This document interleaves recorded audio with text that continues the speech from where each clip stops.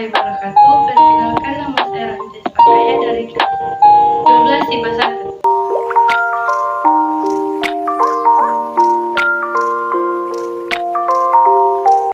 Sebelum masa penjajahan, keadaan daerah Gorontalo berbentuk kerajaan-kerajaan yang diatur menurut hukum adat ketatanegaraan Gorontalo. Kerajaan-kerajaan itu bergabung dalam satu ikatan kekeluargaan yang disebut Pohalaan. Konon pada abad ke-15, kerajaan Gorontalo dan Limboto diperintah oleh sepasang suami istri, yaitu Raja Wolongga dan Ratu Molye. Zaman itu di Gorontalo dan di Limboto belum dikenal lembaga kerajaan Dwi Tunggal yang dikenal pada tahun-tahun sesudahnya. Perkawinan antara pemimpin dua kerajaan ini melahirkan seorang anak laki-laki yang bernama Polamalo. Ketika Polamalo beranjak dewasa, kedua orang tuanya Molye dan Wolongga bermaksud maju berperang ke Teluk Romini, menaklukkan beberapa kerajaan kecil untuk menambah jumlah rakyatnya. Pemerintah atas Gorontalo dan Limboto diserahkan kepada Polamalo. Dengan demikian, ia menjadi raja pertama yang memerintah dua kerajaan tersebut sekaligus. Polamalo naik tahta dengan gelar Olangia Mubalangga. Singkat cerita, suatu hari ketika ia sudah menjalankan perintahnya selama 7 hari di Gorontalo, berangkatlah ia menjalankan perintah di Limboto untuk 7 hari berikutnya. Tepat saat dia berada di muara sungai Nganggo, Lobungalo, di danau Limboto yang sedang tampak olehnya sebuah asap api yang berasal dari tempat orang-orang Limboto yang sedang menebang kayu untuk pembangunan pondok. Karena terkena asap yang hitam dan pekat, maka kelihatan kulit mereka menjadi kehitaman.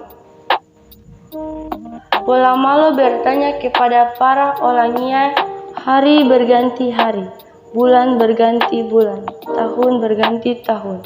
Tanpa terasa, pertikaian itu telah berlangsung seabad. Ketika itu di Limboto dan Gorontalo telah dikenal adanya pemerintahan dua pihak, Dwi Tunggal kerajaan yang disebut dengan pemerintahan Tohulialo dan Totilayo. Seperti misalnya kerajaan Limboto pada waktu itu diperintah oleh dua orang Olangia.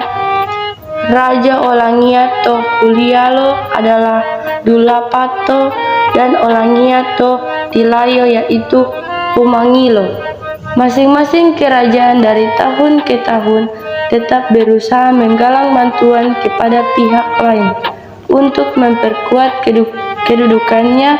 Demikian pula hanya dengan Pumangilo hanya berada dengan Dulapo.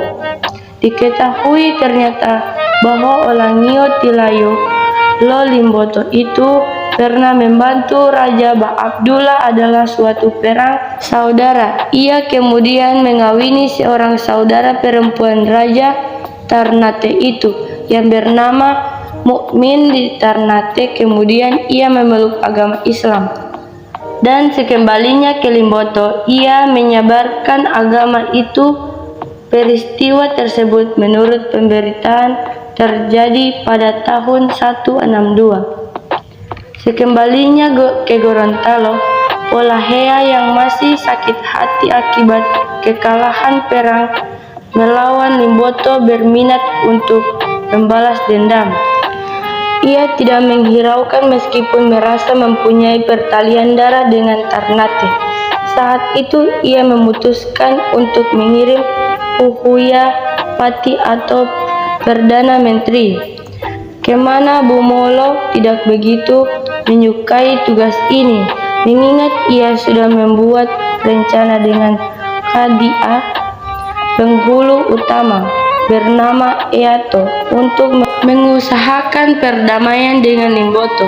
Akan tetapi karena Poheleo mengancam untuk tidak memberikan persetujuannya mengawini Duhula, cucu Montadula. Maka dengan rasa enggan dipenuhinya juga perintah tersebut.